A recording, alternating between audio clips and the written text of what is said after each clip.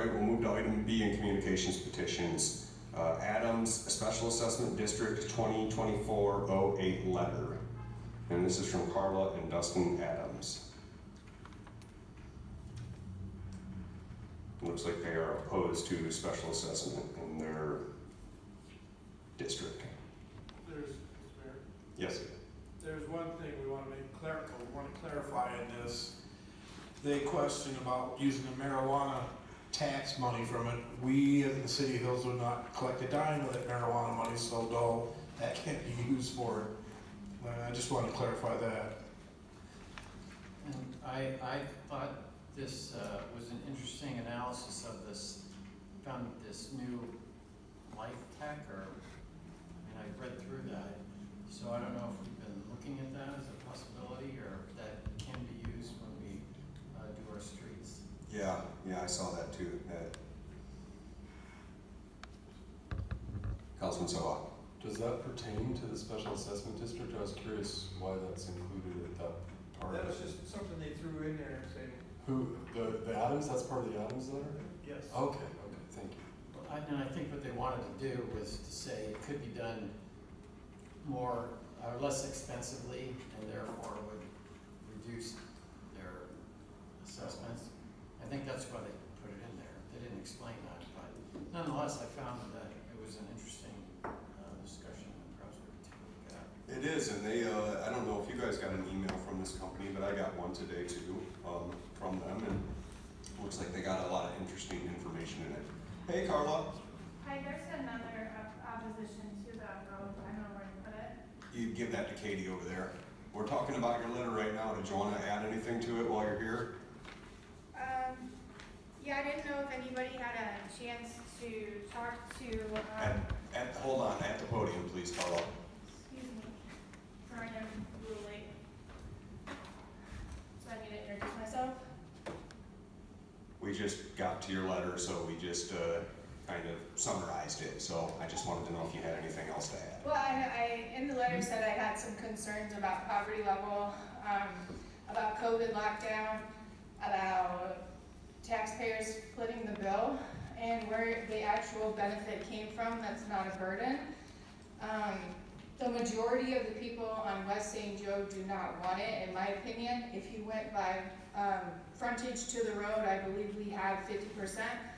But the way St. Joe Hillcrest is divided up, some people have a foot, and that would be like the city of Hillsdale. They get 4 votes for different areas, so it kind of threw everything off.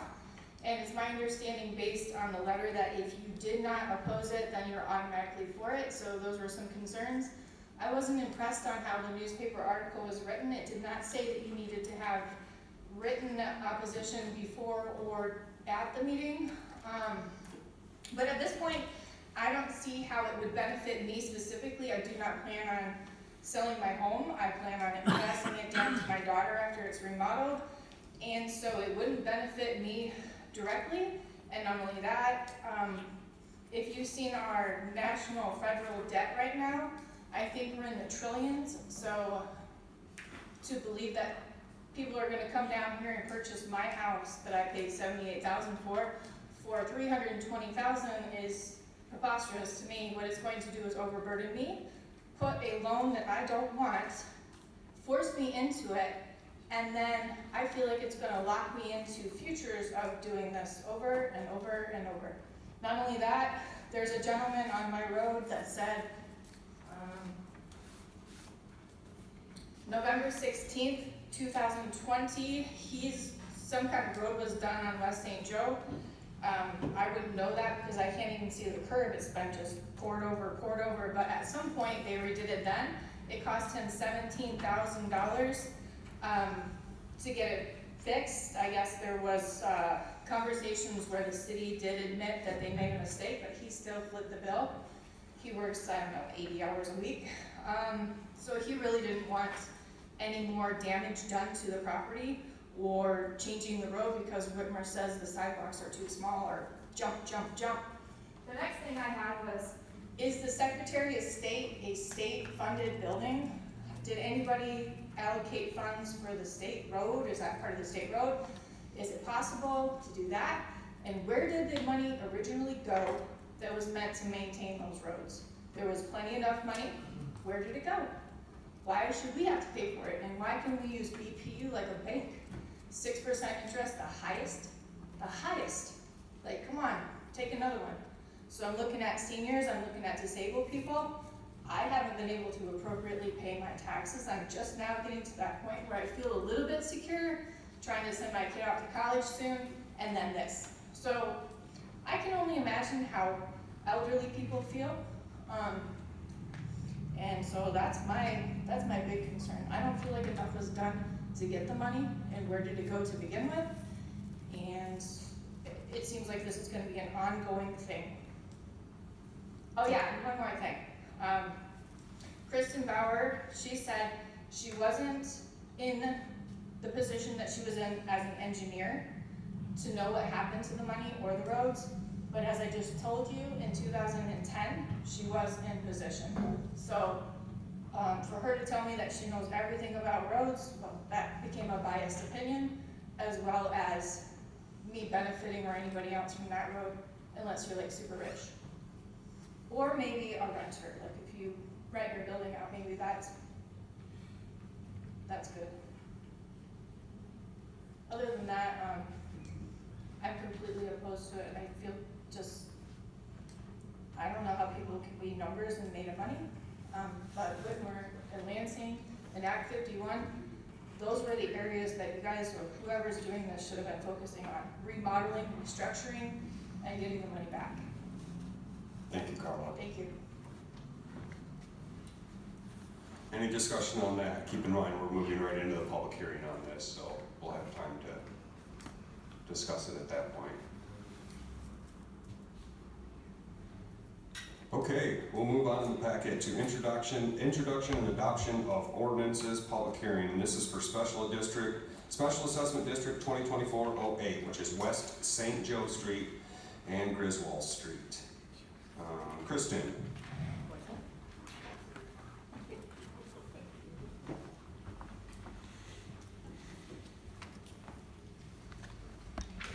Thank you, Mr. Mayor, council people, members.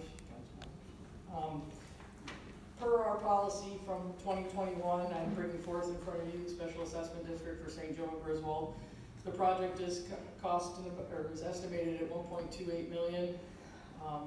With two sections, there's a road reconstruction, which is the portion between Bacon and South Street, and then the portion from South Street to Waterworks will be a crush, shake, and pave. Like I said, it's part of our policy from 2021 that we've set forth, and all the special assessment districts we've done in recent years. We're following the same policy in our city ordinances regarding special assessment districts. The city's portion and the portion of the city is paying is about 87% of the cost of this, and the assessments will cover about 13% of the project costs.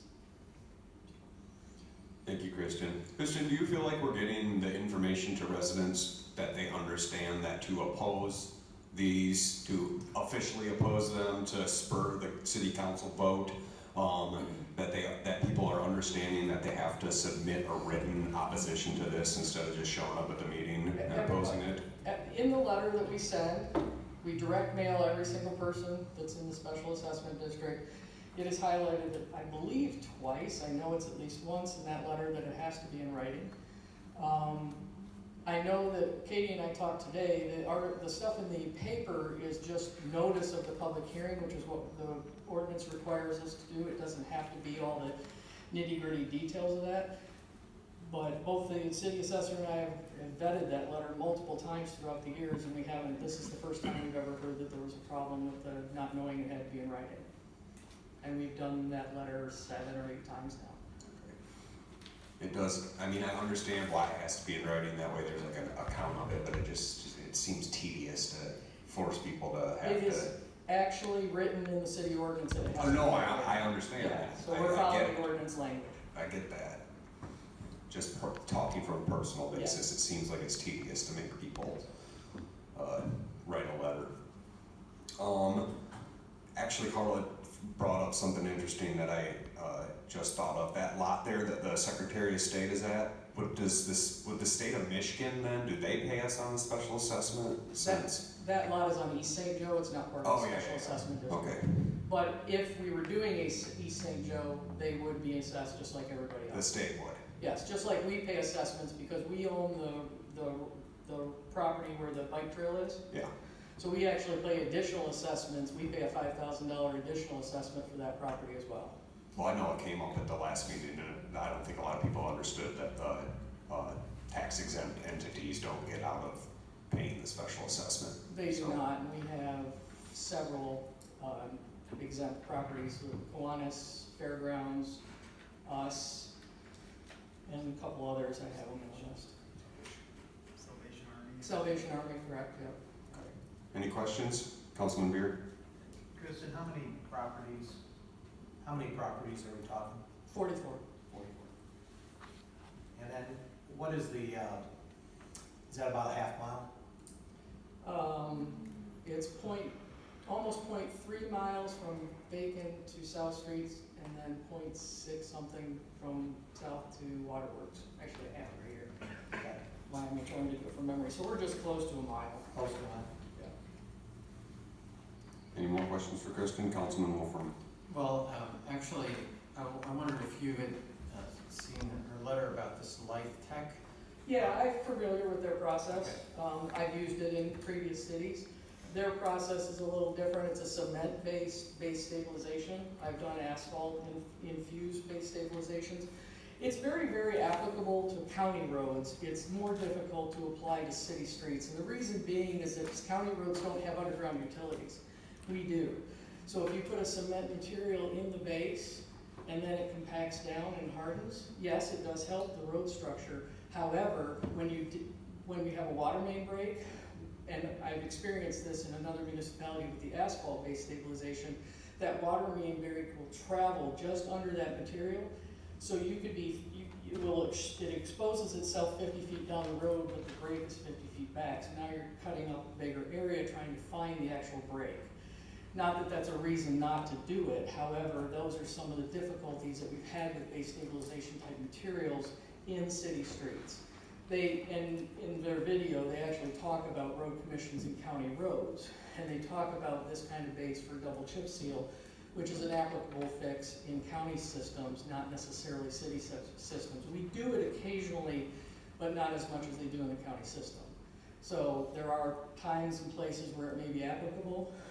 For this scenario, probably not, with all the utilities, water and sewer and sanitary that we have under that system, under that road. Any more questions for Kristen while she's at the podium? Thank you, Kristen. Thank you. Okay, we'll now open up the podium for public comment on Special Assessment District 2024, West St. Joe, Griswold Street. You know the rules. Please limit your comments to 3 minutes. Please limit your trips to 1 to the podium. And please understand that this is a special hearing, public hearing, and you can only speak about the Special Assessment District. The podium is now open.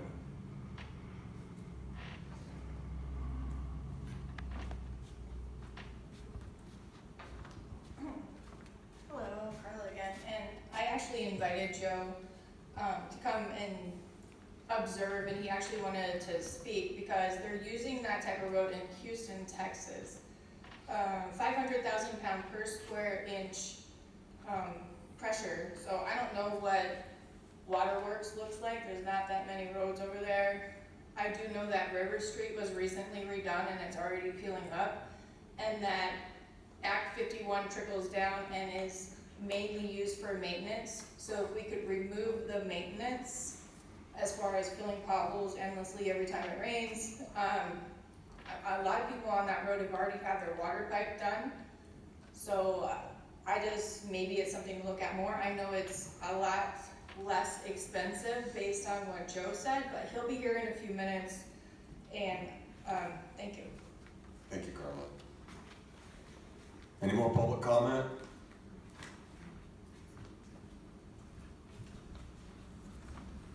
My name is Nancy Hutchins, and I'm at 78 West St. Joe Street, and I survive by my Social Security, my disabled sister, my disabled daughter and her disabled daughter live at the address with me.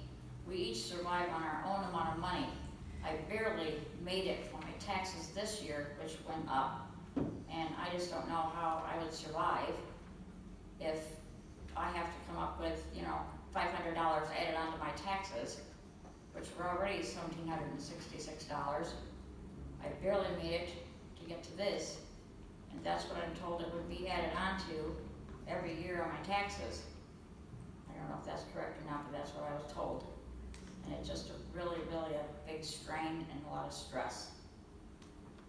Thank you. Thank you, Nancy. Any more public comment?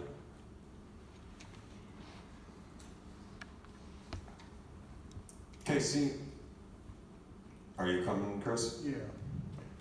I own 4 houses in town, and I was worried, I tried finding information on this on the internet, I couldn't find anything to download. So I was concerned that maybe I would be involved in this, and it appears I'm not, but I'm just curious, I heard you say 500 per year is what you're gonna have to pay? That was an estimate that I was told. I heard it was maybe 5,000 to 6,000 or 30,000 within 5 years. It's $5,000 over 10 years, so it's $500 a year for 10 years. That was how it was explained. So what's the life of the road? 20, 30 years? It's a complete reconstruction, so yeah, that's a good Just wondering why assessment. that couldn't be spread out over 30 years and reduce some of the burden. I know the money's gotta come from somewhere, but, yeah, I think excessive burden is gonna create some hardships. Me being a landlord, if I was taking a hit like that, I'd have to raise rent. And I don't wanna do that, So, is there any place I go on the internet and download this to read it? The proposed verbiage, the verbiage of the special assessment? It's in the council packet. Is that on the internet where I can download it? Yes. Okay, I surfed around, I couldn't find it. All right, thank you. Thank you, Chris. Any more public comment? Okay, we'll close the podium and move into council. Council members, anybody have anything? It just occurred to me that maybe we could have some mechanism if you are at a certain income level, that you would have a lower assessment, but, That's not allowed. oh, okay. Councilman Sharp? Been on council since 2007, and the biggest thing we always talked about was fixing these roads. We did the fair thing, we tried that, we tried everything we could. Supposed to put a special income tax on, or tax on the outside people working here. We looked at that, that got shot down. Then we finally came up with this, and we did get streets fixed. If we start playing around with this, we're gonna be going right backwards again. We're gonna stop fixing these streets. We could just say we won't fix West St. Joe, and then 5, 10 years from now, it's gonna turn into Marion Street, or worse. It's one of those, it's gonna be painful for however it's done, but the state's not gonna jump in and help us. If you go to Jackson, drive around their streets up there, they're terrible too. So it's something the local people have to face and pay for it. I mean, I'm retired, I live on Social Security. If it comes to me, I'm gonna have to face it too. I'm not a rich person. But I also realize I work in an automotive repair shop. And I appreciate people bringing their cars in, getting their shocks, their struts, their suspension, their rims, their tires. It keeps us busy. So if we don't fix these roads, we'll see you at the shop, because it's gonna continue. Because you're gonna continue to drive on those roads every day, wearing your vehicle out. And this is the best answer we have found. It's painful, but what's worse? Thank you. Thank you, Bruce. Any more? Councilman Muir? On property taxes, if you're under the legal poverty line, you can get relief on your property taxes. Not from the SAD, but you can actually get poverty exemptions on your property tax if you're indeed under the legal federally described line. I don't know if, Tom, do you know anything about that? I know, I wish Kimberly was here, but I'm pretty sure that's the case. Yes, there are provisions for that, and that's you, as a matter of fact, you do a resolution every year to adopt the federal poverty standard. There are standards that Kim applies to determine whether or not you're subject to that. That doesn't necessarily mean you don't have to ultimately pay the property taxes, but you can get some relief for a particular year if you fall under that. And then also on that, if we're comparing Michigan roads to Texas roads, the thing you have to consider in Michigan, we have the free cycles, and that plays havoc on roads. And we don't have very often in Texas, 2, 3, 4 months of sub-zero weather. It makes a big difference. Thank you, Councilman Beer. Any more council comment?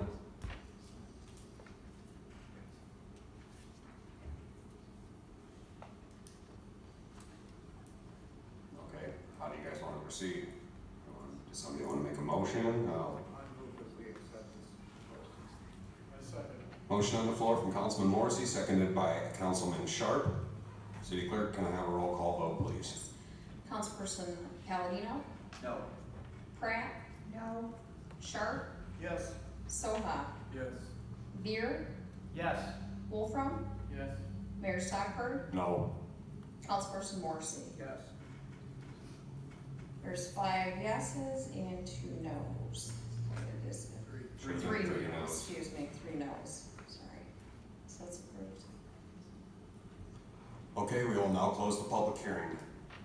Move into old